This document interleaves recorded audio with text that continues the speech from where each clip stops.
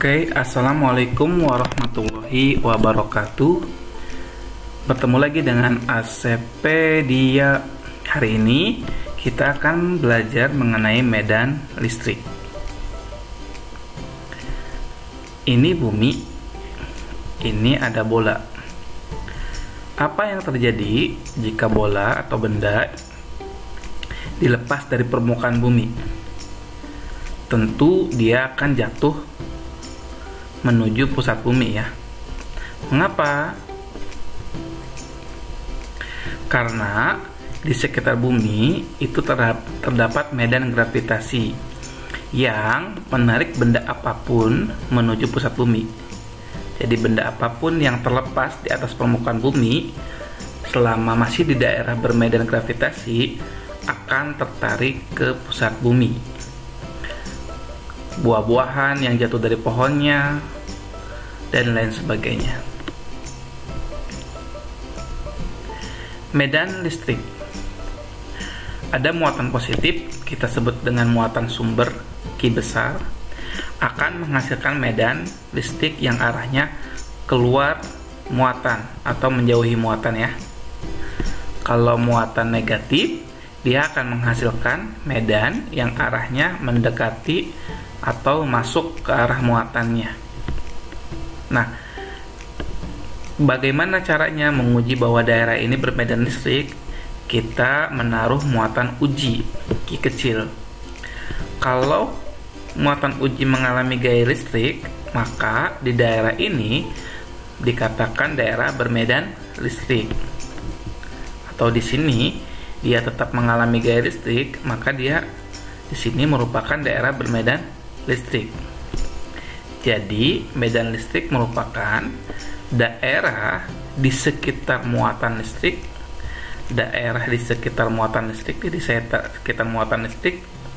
di mana muatan uji itu masih mengalami gaya listrik.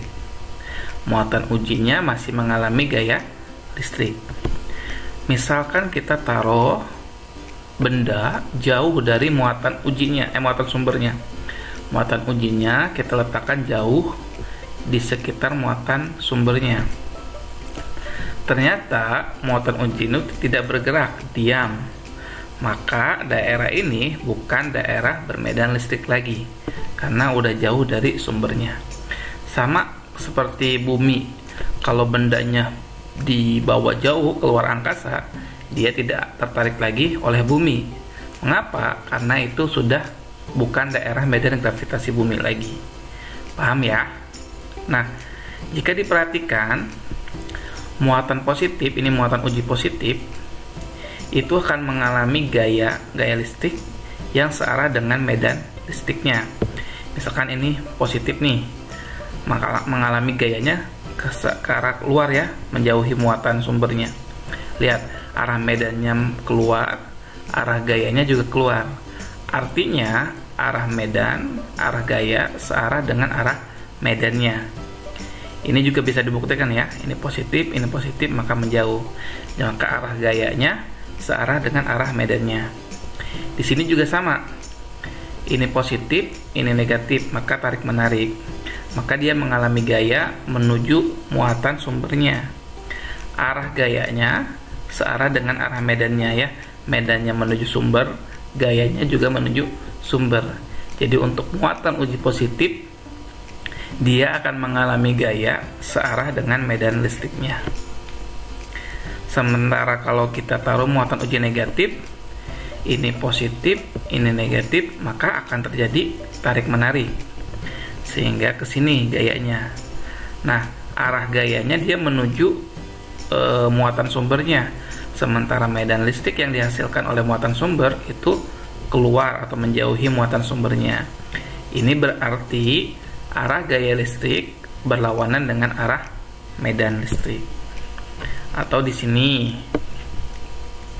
ini muatan uji negatif, ini negatif, maka negatif dengan negatif tolak menolak sehingga arah gayanya ke sana. Arah gayanya menjauhi, arah medannya mendekati. Artinya arah gaya listrik untuk muatan negatif itu berlawanan dengan arah medan listriknya. Itu ya. Untuk muatan negatif, dia akan mengalami gaya yang berlawanan dengan arah medan listiknya. Cukup paham ya? Oke, kita lihat medan listrik untuk yang dihasilkan oleh muatan titik. Ini ada muatan sumber Q, dia akan menghasilkan medan listrik ke segala arah, itu ya. Nah, kalau medan listrik itu besar vektor. Nah, besar medan listriknya itu ditentukan oleh kerapatan garis-garis medannya. Kalau dulu kamu belajar, panjang vektor itu menunjukkan besarnya, tapi kalau di medan listrik, besar medan listrik itu ditunjukkan oleh kerapatan garis-garis medannya. Nah, ini kerapatan garis-garis medannya ya. Nah, ini lihat, semakin rapat garis-garisnya maka medannya semakin besar. Di daerah sini dekat dengan muatan sumber itu garisnya lebih rapat ya. Misalkan garis ini dengan garis ini lebih rapat, garis ini dengan garis ini dibandingkan garis ini dengan garis.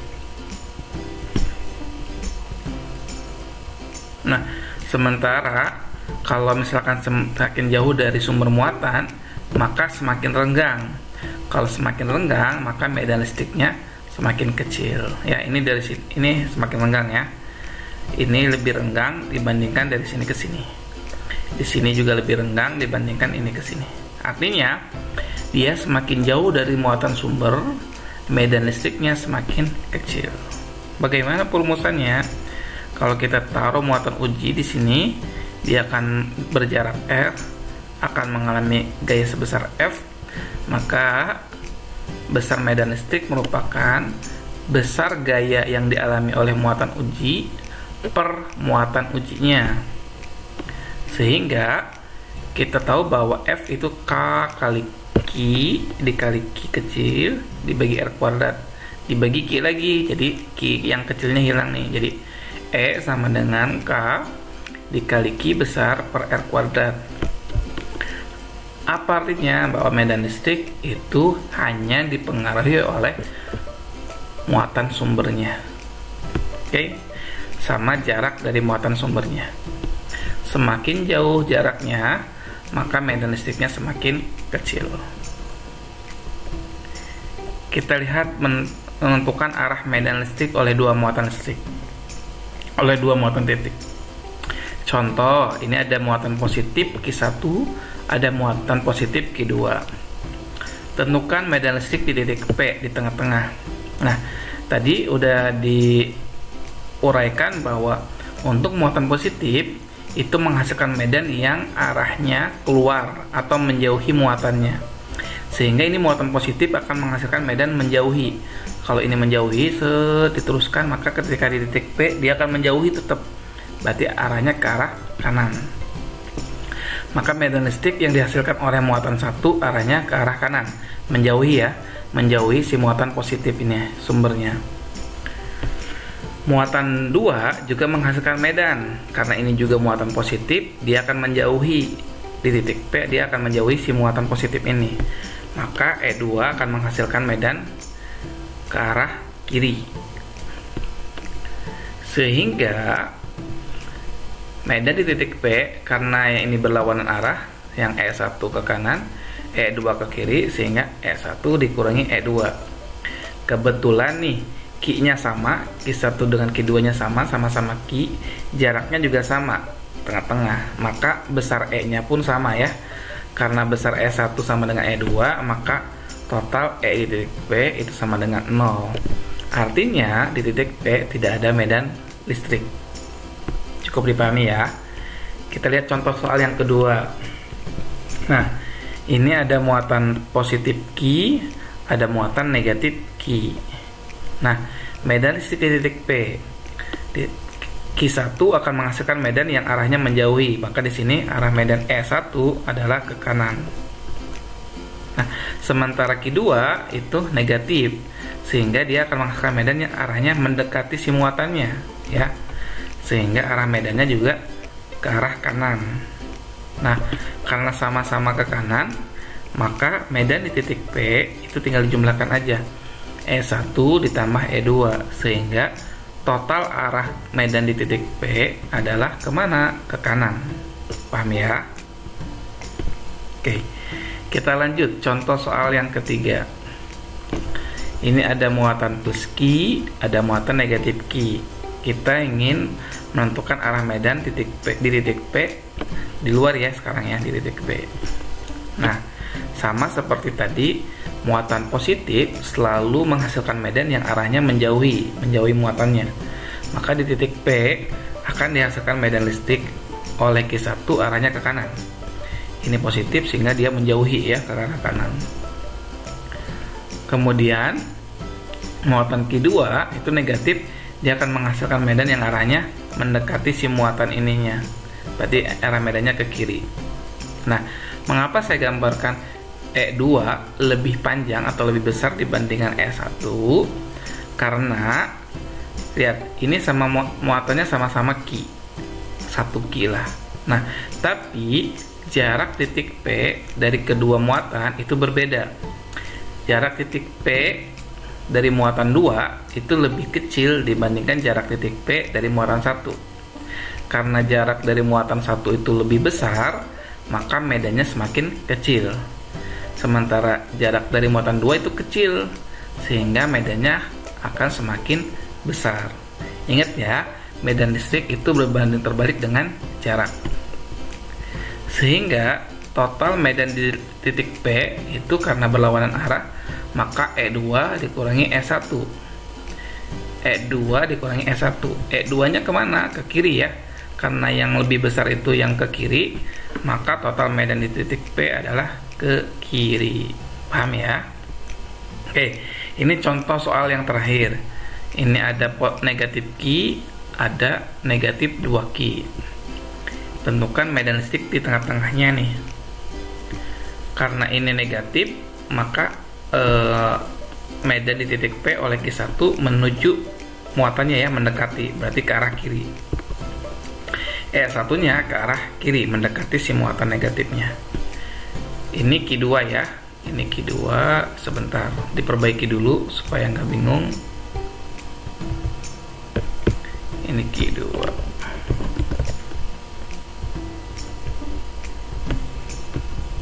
Oke, kita lanjut. Tadi udah, ini udah.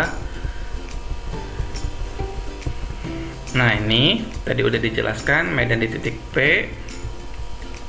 oleh Q1 arahnya ke kiri ya. Nah, medan di titik P oleh Q2, ini Q2 juga negatif, maka medan di titik P itu mendekati, arahnya berarti ke kanan. Nah, mengapa saya gambarkan E2 lebih besar daripada E1? Ini muatannya sama, beda ya. Ini jaraknya sama nih. Jarak dari titik P dari muatan 1 dan titik P dari muatan 2 itu sama. Tetapi lihat besar muatannya, ini Q, ini 2Q. Artinya yang Q2 lebih besar. Karena muatannya lebih besar, medan listrik yang dihasilkannya itu lebih besar. Ya. Sehingga medan di titik P tinggal dikurangi aja, E2 dikurangi E1. E2 nya ke arah kanan, yang besar ini ke arah kanan, sehingga medan di titik P arahnya kemana? Ke kanan ya. Oke, mudah-mudahan paham. Untuk mencoba pemahaman kalian, kita coba ada latihan. Ini tentu ada Q1, ada Q2, medan di titik A, kemudian medan di titik B, di titik C, di titik D, di titik E, di titik F, G, H, I, dan J. Dikerjakannya sesuai absen aja. Nanti dijawabnya. Yang A itu absen 1, absen 2, absen 3, absen 4, dan seterusnya. Nanti absen ke-11 itu yang A lagi, absen ke-12 itu yang B lagi, dan seterusnya. Nah, di komentarnya dijawab per absensi, tapi silahkan dikerjakan semua ya, untuk penambah wawasan kalian. Kurang lebihnya mohon maaf. Terima kasih. Salam dari ACP Dia. Assalamualaikum warahmatullahi wabarakatuh.